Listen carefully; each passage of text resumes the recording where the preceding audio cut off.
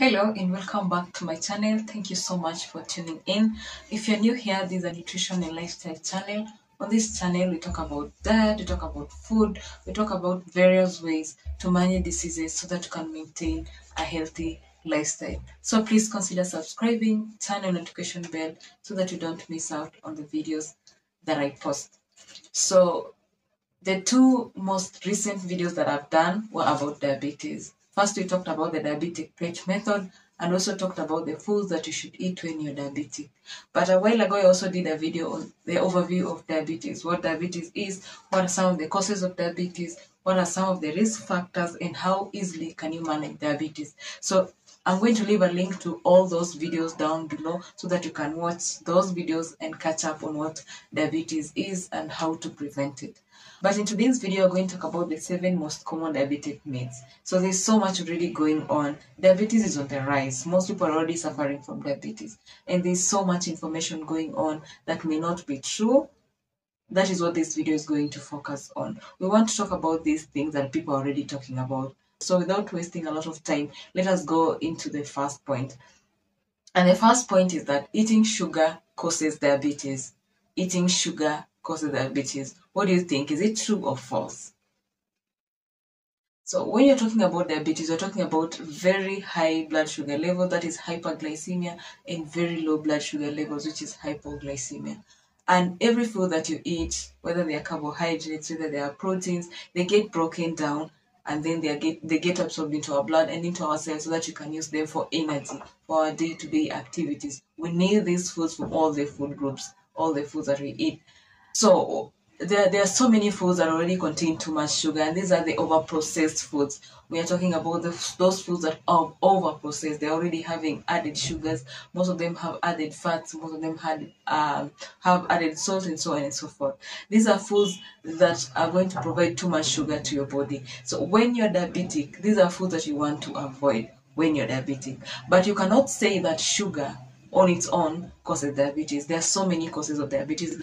There's also a family history of diabetes. We have gestational diabetes. We have lifestyle changes. There's so many causes of diabetes. So sugar alone cannot cause diabetes. So when you're eating all these over-processed food, the junk foods that contain too much added sugars, you're predisposing yourself into becoming overweight and obese, and these are risk factors to getting diabetes. You see, I've already mentioned lifestyle changes. So when you're into these kinds of food, you're eating too much of these foods and you're physically inactive, then you're at risk of getting diabetes. So it's not like straightforward that sugar directly causes diabetes, but it predisposes you into becoming overweight and obese, hence diabetes. So you see the relationship between sugar and diabetes. To maintain a healthy lifestyle, to be able to manage your blood sugar levels if you're already diabetic, this is one thing you want to avoid. You want to avoid sugar and all these foods that contain too much sugar. That is one way of helping you prevent and even manage blood sugar levels.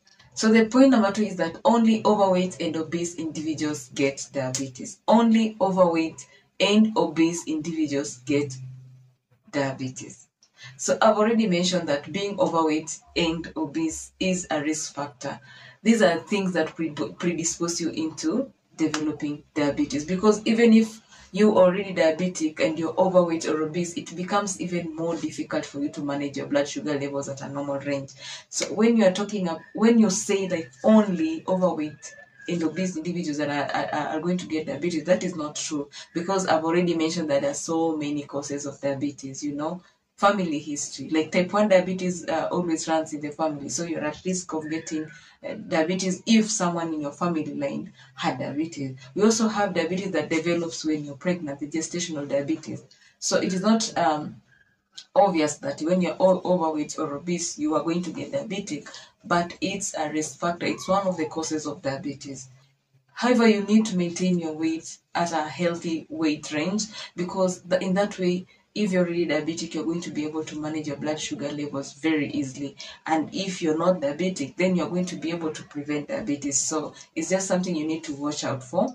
So the third point is you cannot eat carbohydrates when you're diabetic. You cannot eat carbohydrates when you're diabetic. So I think I've talked about carbohydrates so many times on my channel before. So there are 3 key points that you need to consider when it comes to carbohydrates. how much of carbohydrates are you eating, what kind of carbohydrates are you eating, and how often do you eat these carbohydrates, okay? What kind, how often, and how much of these carbohydrates you're eating. So in the video that I did on the diabetes plate method, it was very well explained that using your plate, you can be able to do what we call portion control.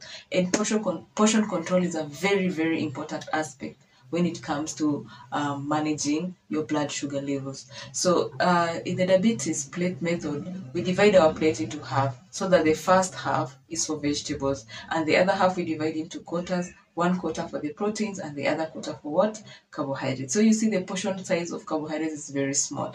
Like when you do your face like this, it's very small. So when you're diabetic, it does not mean you cannot eat carbohydrates. You really need just to watch out on what kind of carbohydrates you're eating, how often you're eating these carbohydrates, and how much of these carbohydrates you're eating. So it is not true that when you're diabetic, you cannot eat carbohydrates. No. Just like any other person, even diabetic patients require carbohydrates for full nourishment. They need them for energy. Carbohydrates provides even minerals that you need for your day-to-day activities, for your body functions. So you cannot deny a diabetic patient carbohydrates because just like any other person, they do require carbohydrates so that they get full nourishment. The fourth point is that people who are diabetic should only eat diabetic food. So I'm just going straight ahead and to ask this question. Is there something you consider a diabetic food? Diabetic food. I'm putting that in quotes because maybe there is, maybe there isn't. What we usually talk about is modified diet, modified diabetic diet. This is just normal diet that has been modified to make it possible for this person with high blood sugar levels to be able to moderate it, to be able to keep the blood sugar levels at a normal range. Okay? The diabetic plate method ensures portion control. And that is what is important. It is normal diet, okay?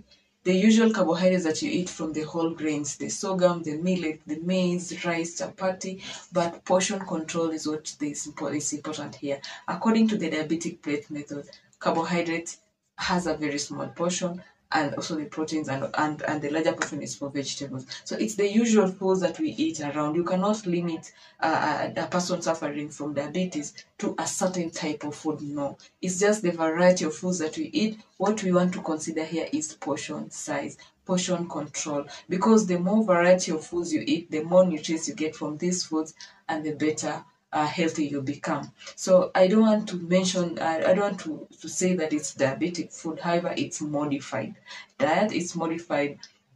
It's just the normal diet that we eat, the normal foods that we eat. However, it's modified to ensure that this person is able to live a normal life and also at the same time maintain their blood sugar levels at a normal range. And so the fifth point is that you're going to go blind and lose your leg when you become diabetic. So going back to the video, that the overview about diabetes, we talked about the causes, we talked about the risk factors, we also talked about management and what we call complications. So for people who have uncontrolled blood sugar levels, they are at risk of developing diabetic complications, and there are so many. You have kidney problems, you have the blindness, you have amputation because of poor food care. Poor management of blood sugar level comes with a lot of complications. But are you not safe if you're following a good diet, if you're doing food care, if you're taking medications well, you're also physically active, you're able to prevent these diabetic complications? And therefore, do you have to worry about blindness? Do you have to worry about amputation and losing your leg? No. So this statement is not true. Unless you're careless and you're not controlling your sugars well, you're not following a proper diet, you're not doing food care, you're not taking your medications as it is recommended, then definitely you are exposing yourself to a lot of complications, and a lot of money is going to be used for you to be able to manage these so many other diseases that may come along. However, 60% of management of diabetes comes from your diet. That means you have control over your blood sugar levels just by using your diet. So using the portion control method, looking at how much of what food you're eating, then you are on a safer side. Also, medications, following your medications properly as recommended by your doctor is very important. And another thing is foot care. When you're diabetic and you get cuts and wounds, they take too long to heal because elevated blood sugar levels make a very good environment for bacteria. And where bacteria is, it makes impossible, very difficult for wounds to heal. So that is not what a diabetic patient would want to get into. So it is not true that you'll definitely go blind or lose your legs. What you need to do is to control your blood sugar levels well. Diet, food care, medications, physical activity is your way to go. And so the sixth point is diabetic people cannot be involved in sports activities. So is it true or is it false? Is it true or is it false? So you cannot limit someone into participating in sports activities. However, when you're talking about diabetes, you're talking about hyperglycemia, I said it, and hypoglycemia. So over exercising, vigorous activities can easily lead to hypoglycemia.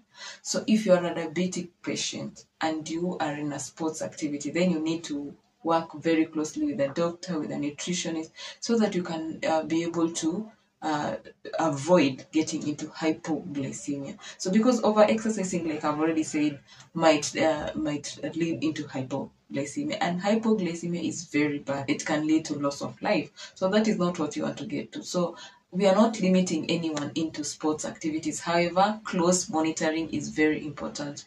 Okay, last but not least is that people who are diabetic are prone to so many infections. Yes, this is true because uncontrolled sugars, okay, when you have uncontrolled sugars, when you're already a non-diabetic patient, then your immunity is going to become low. Like I've already said, uncontrolled blood sugar levels lead to so many medical complications already. And so lowering your immunity even welcomes more infections and more diseases into your system. That is not what you want when you're already diabetic. So it is true that a diabetic patient is at risk of infections only when the sugars are not controlled. But for a person who is following the diet well, controlling their sugars well, then there is no fear of having a low immunity, and therefore you're able to even to prevent these infections. So I wanted this video to be very brief so that I open a discussion. I want you to leave all your concerns about diabetes down on the comment section below. I'm a nutritionist. I can be able to handle most of your questions. However, if the questions are not at my capacity, I'm able to link you to a professional who can be able to help you get answers to your questions. So this video plus the diabetic plate method video plus all the foods you need to eat once you're diabetic, from the overview of diabetes, all these videos are very nice, are very informative. I would want you to watch all these videos, share to your friends and family, leave your questions. Also, I do have a Facebook page that also carries a lot of nutrition information. I love to talk about health and nutrition because my motto is embracing a healthy lifestyle no matter what.